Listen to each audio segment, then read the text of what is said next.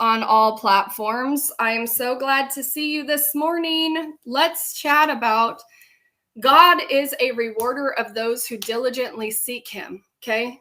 We're going to chat about that a little bit because I think that what I want to focus on with this is our theology of suffering, because there's a lot of suffering going on in the world. Let's just call it for what it is. The world is not, it's not all kind, it's not all unicorn and rainbows, and it's not all it's not without death and without suffering and without accusations, right? And it's not pretty. Okay, it can be ugly.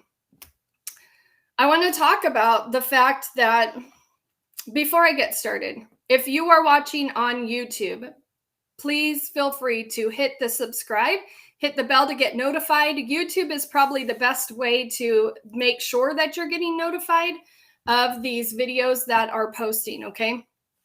Okay, now that I've said that, let's finish talking about how our belief system is going to affect how we live our lives, okay? And it's also good to recognize that when we react or we have a certain response to something, that we can evaluate, why did we have that response? Well, guess what? Because our belief system is off, okay? So I'm not saying that you don't cry when something's painful. I'm saying feel the emotion, move through it, don't stuff it.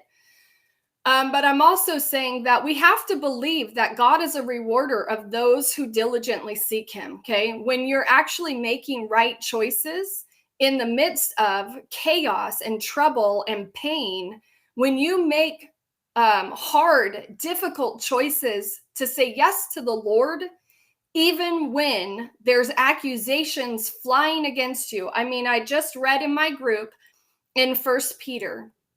Okay, it's stirring stuff up in me because guess what? We all go through these situations where there's misunderstanding, there's mistreatment, there's accusations flying, and the temptation is to respond with defense. What kind of response would get the right results as well? I mean, the word says that a kind word shuts down some of those things, and it's like piling heaps of coal on someone. Okay. These are things that the reason I'm talking about this stuff is because this is hard for me. It's hard for me in the midst of feeling like you're under attack, that you would be able to still walk out your salvation with fear and trembling and respond in the godly ways. And even sometimes how you respond, even if it's like that, it's taken the wrong way, right? So what I'm saying is that communication, and what is this? This is like so, okay, it's my makeup, but it's like, woo. Anyway, how you respond, communication is one of the most extremely difficult areas, I believe, of human relationship. And the reason is because most of our understanding and most of what we're saying is actually going on internally. And there's only a little bit of it that's being spoken with your words, and a little bit, maybe even more of it, is actually spoken through your actions. So body language. And so, to think that there's never going to be any miscommunication or whatever, because sometimes I think the accusations are actually just from literally misunderstanding or not realizing that a person has no idea about something that's going on, and you're thinking they do, and they're doing things on purpose or whatever, whatever the situations are. The other kinds of things that I have been impressed with people and in my life that I've been watching and that have done what I feel like is such an amazing job is when they have actual loss in their lives. They lose family members or they lose babies, and they're able to process their grief and to like move through it and to allow God to speak to them, and then they're still able to see the goodness of the Lord. And I'm just going, these are tough situations that God knows that we're going to go through. To have any feelings and emotions about it is not wrong. Permission to grieve. And there's a lot of things that we're going to grieve. Okay. So not just obvious things. Okay. It's not just the obvious, like losing family, losing friends, losing people close to you. Some things that I've had to grieve is actually my husband almost died. And I really felt like he was gone for that time. And when he recovered, because God actually healed him, he didn't have any memory of it.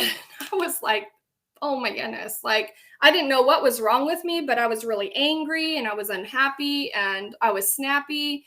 He was so excited all the time and telling everyone about his healing, and everyone that was involved in praying for him was celebrating the life. And I didn't know why it was so hard for me. And then it came to my understanding that I was grieving because I lost time. I lost time. I also was preparing my heart and my mind with 3 little babies. I had a newborn and my twins were just only 2 years old. So I was preparing for the possibility that he might not come back. Anyways, nobody was really acknowledging or recognizing that side of things at that time. So all I'm saying is that there's hard things, and we need to be okay with going through the process of, feeling the feelings, acknowledging the feelings, even discovering what's actually happening and giving it over to the Lord. This went a slight different direction than I was intending on going, but my ultimate thing to say today is that if we don't believe that he's a rewarder of us who are diligently seeking him, then it's a lot harder to live in joy. It's a lot harder to take on life and the unexpected parts of life, and even the expected parts of life that are painful, and go through our emotions and allow us to be healed and all of that, when we don't believe he's a rewarder, of us pressing in or doing the right thing when it seems like everything is against us for making that choice. Okay. So, in 1 Peter chapter 2, verse 20, it says, "But if you suffer for doing good and endure it patiently, God is pleased with you." And before that, it's saying, patiently endure unjust treatment.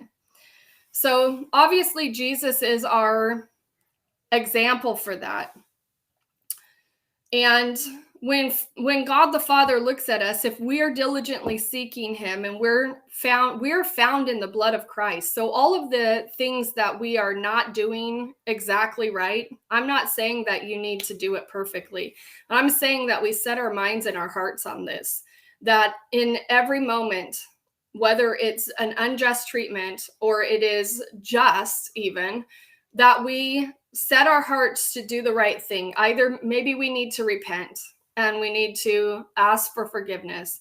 And on the opposite side, we need to be people that forgive, like in a, like it's just automatic. Like you get injured and you forgive right away. And that's like literally how you live in this zone of joy, I believe.